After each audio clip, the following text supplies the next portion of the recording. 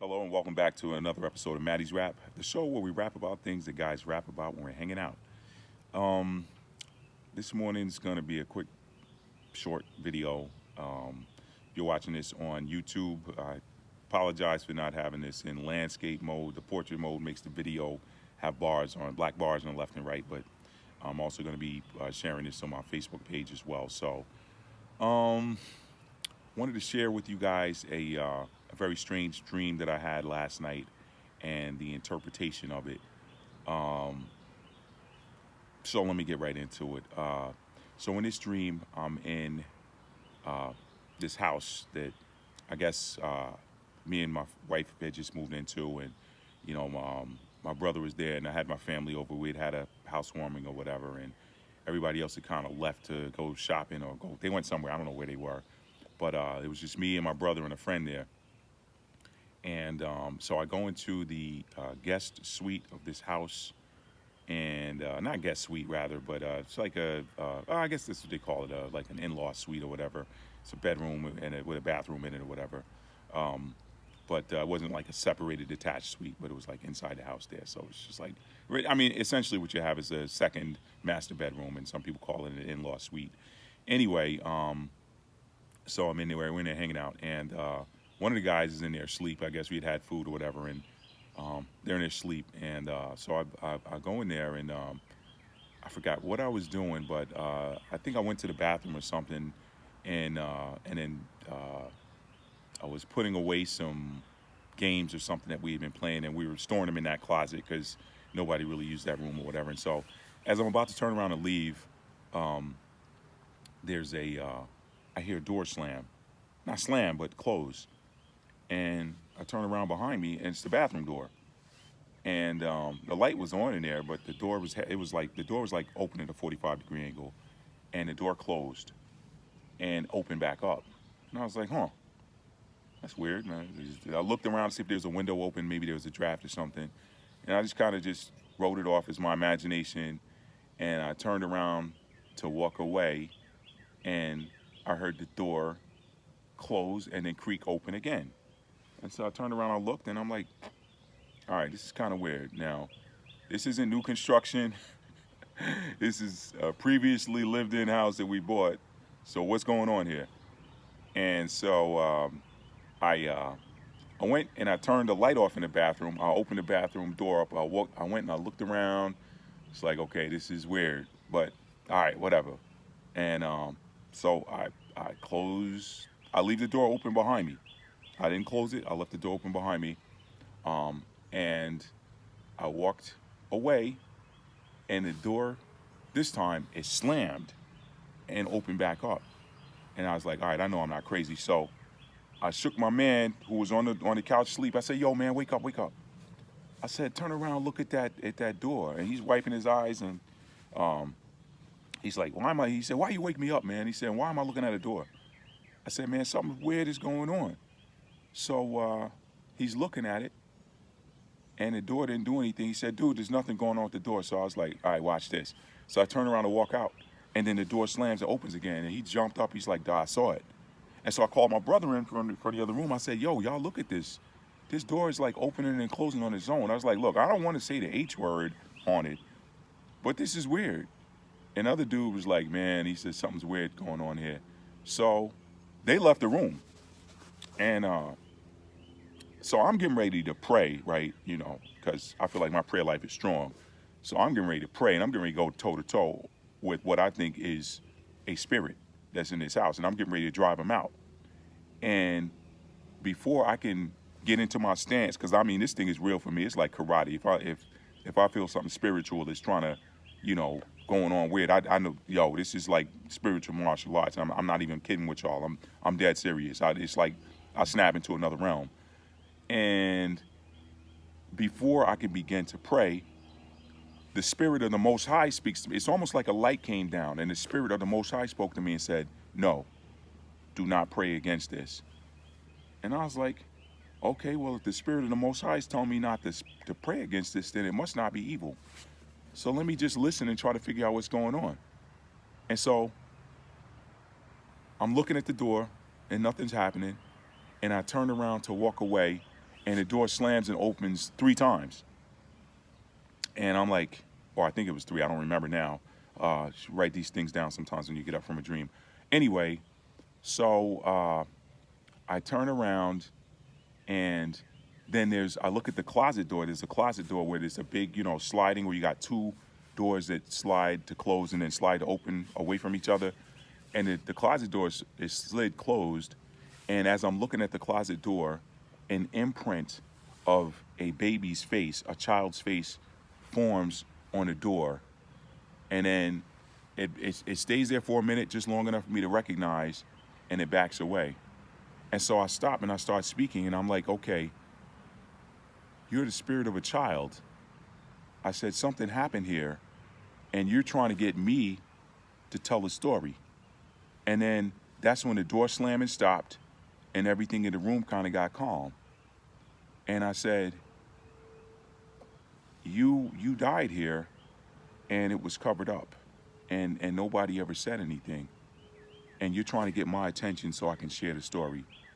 And then it's like the lights, something weird happened with the lights where they got bright, and then they went back to the normal lumens. And that was it. So I said, okay, I'll do it.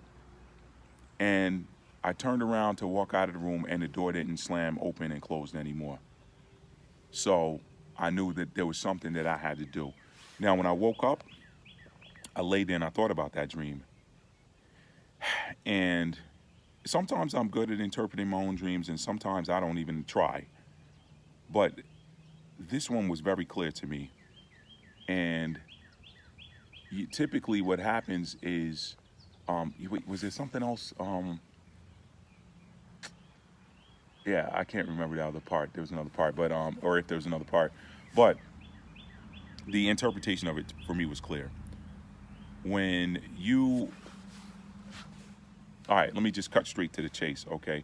Because, yeah, there was another part. I remember as I was awakening from that dream, it was like I knew kind of what the interpretation was before I hit full consciousness and then had to think about it. But I remember saying, I'm afraid to share what I think this means because I don't want to offend anybody. And the Spirit spoke to my heart and said, you should be more afraid of not doing what I told you to do. So, some of you who are spiritual, you'll understand these things.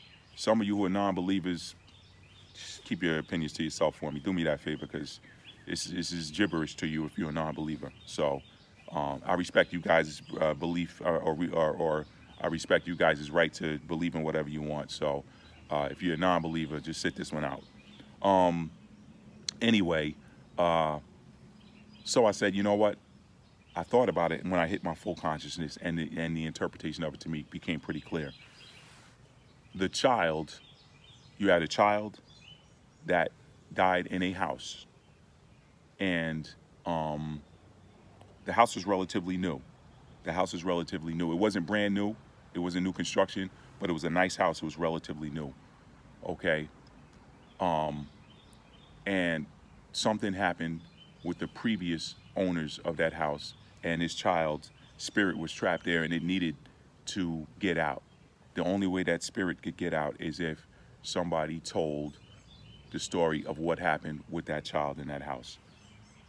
That house represents this country, this country where you live. A house is someplace you live.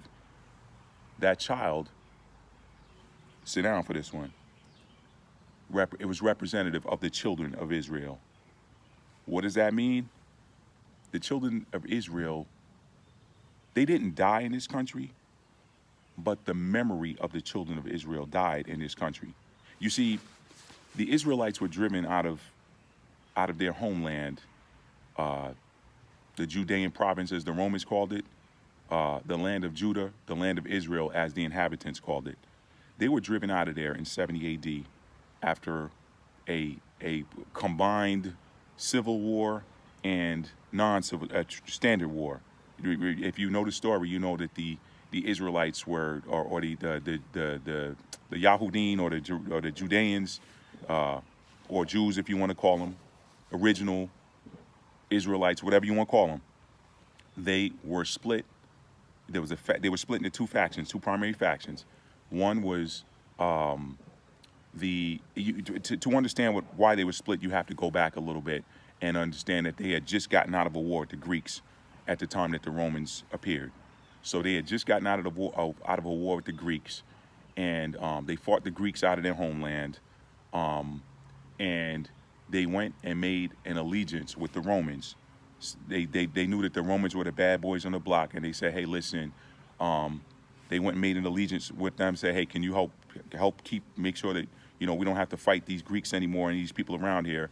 And part of the reason why they made an allegiance with them is because they heard that this army was exceeding fierce, and they pretty much destroyed everything they touched. And they were like, look, they might be we barely beat the Greeks. They might be too strong for us to fight, so let's try to make some type of treaty. Now, if you read the book of the Maccabees, that kind of explains some of that stuff too. You can read the history, you can read the book of the Maccabees. You might say, well, what's the book of the Maccabees? It's not in the standard Bible. No, it's not. It was part of the Apocrypha that was removed. So you got to go get a copy of the Apocrypha and read the books of the Maccabees to understand kind of what happened with the wars with the Greeks. But anyway, they made an allegiance, and the Most High, or God, or Yah, Yahuwah, whatever you want to call him, he told the Israelites long before when he made the covenant with their forefathers, he said, don't make no allegiances with any other nations. I got your back. You don't need to form no alliances with nobody. I got your back. Anytime an enemy comes upon you, I'll deliver your enemy into your hands. Don't worry about that. That was, I think, the beginning of the straw that broke the camel's back when they made that. Anyway, the faction that was split was between those that wanted that allegiance and those that wanted to do the old thing, the old law, and keep up with the old rules and say, hey, we don't need an allegiance with them. If they roll up on us, God will provide. He'll deliver them into our hands too. That's our history. As long as we're obedient, we don't lose. When we're disobedient, we break the laws, we break the covenants, we become slaves. Somebody comes and defeats us and carries us off into slavery. We don't need this. Let's just follow the rules. And so there was a civil war, and these jokers were killing each other over this from 66 AD up until around 68, 69 AD. Now, why do I mention 66 AD? That was when this whole thing kicked off, because these guys went into Rome and burned up a bunch of stuff and tried to burn up those old treaties that said, hey, you know what? Rome is going to make us a protectorate if we pay them tribute. That was the deal, basically. Hey, you know what? You pay us taxes, and we'll make sure we'll keep all your enemies off of you. Well, some cats weren't happy with that, so they were fighting. Anyway, I didn't mean to beleaguer this or belabor this. The fact, just understand that you can read the history yourself. Just understand that there was a split between those who were pro-Roman and those who were anti-colonization, and that's where the civil war, bloody civil war, started. And at that time, the Romans were also coming in and saying, hey, look, we got to crush this uprising. Who are these cats thinking they are, coming in our territory and burning up stuff? Let's go and crush this uprising and restore order there. That's kind of how that happened. And interestingly enough, there's an EA game, I think, called Jedi Broken Order or something like that kind of describes this. It's crazy.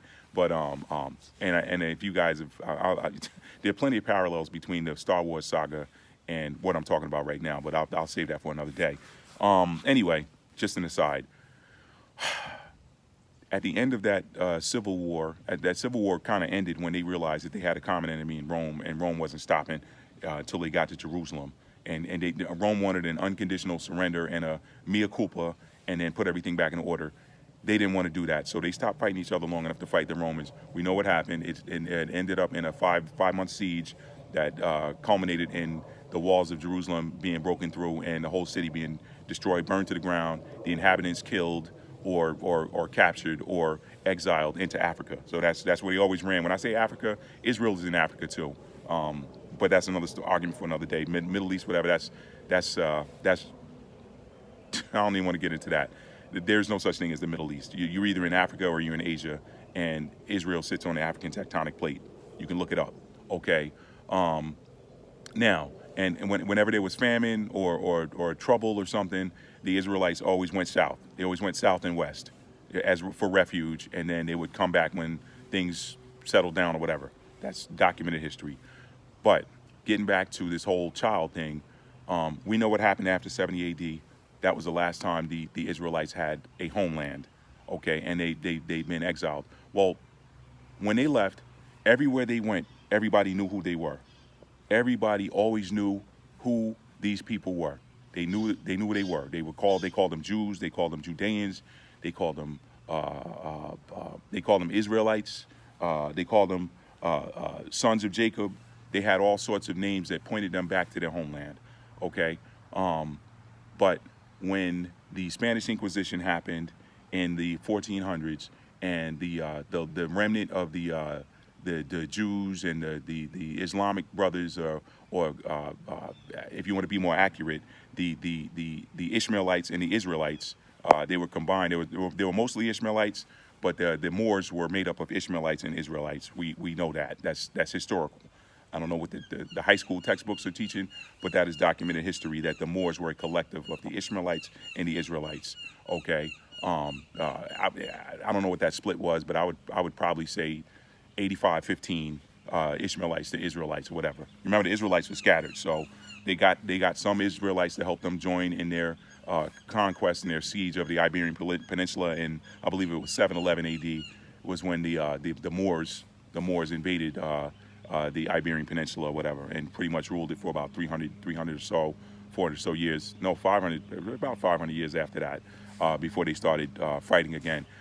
But anyway, I say all of that to say everybody has always known who the Israelites were until the transatlantic slave trade. Okay, when the transatlantic slave trade happened, and actually, when that happened, and the Israelites were taken to the Caribbean and to North America and to South America, the memory of who they were died. Excuse me, it died. So, excuse me. So that's what I wanted to share with you guys this morning. That spirit in my dream was the spirit of the child that needed the story to be told of what happened in that house. Now, you guys can laugh at me. You can rebut whatever. I don't care. I don't care.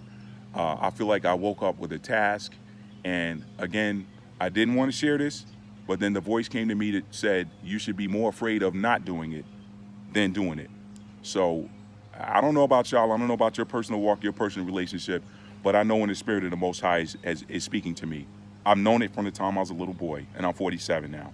So you guys take that, you make what you will of it, but I will say this, that the memory of the children of Israel died in this country a long time ago, but the children of Israel are here. They're here. Okay? They are here. The children of Israel, the children of Judah. And you guys know I've been doing some Maddie's Rap Scripture editions, and I think the whole moral of the story for me is I've been dancing around. I've had this knowledge since 1999, and this knowledge has been strengthened over the last 5 or so years. But I should say strengthened. When I say strengthened, I mean further supported. I've read more books. I've seen more documentaries that support what I learned in 1999 in Scripture alone. So you guys got any comments? Leave them. I'm more than happy to answer them, address them, or whatever. But I had to share that. That dream was very clear to me. The meaning of it was very clear to me. And there's a reason that child would not leave me alone until I acknowledged what that spirit was and what needed to be, that story needed to be told, that child was buried in that house, okay? And that spirit would not rest until the story was told and somebody found. And you know how we've seen this in these movies. We've seen it in movies all the time. When the house appears to be haunted, and then you realize that the house settles down and that spirit finally rests when that corpse is found or whatever. There's no corpse. The people are walking here today. The Israelites are here. They're here. And I'm not talking about no quote unquote, as they call it, Black Hebrew Israelite assembly. I'm not talking about that. I'm not knocking those brothers, but I'm also not talking about that. I personally don't like that term because it is double or triple redundant. It's double or triple redundant. We know that the ancient Hebrews were black, okay? As it's known today. We know black is a color that masks. Anyway, I'm not even gonna get into that, okay? To say black in Hebrew is redundant because the original Hebrews were black, okay?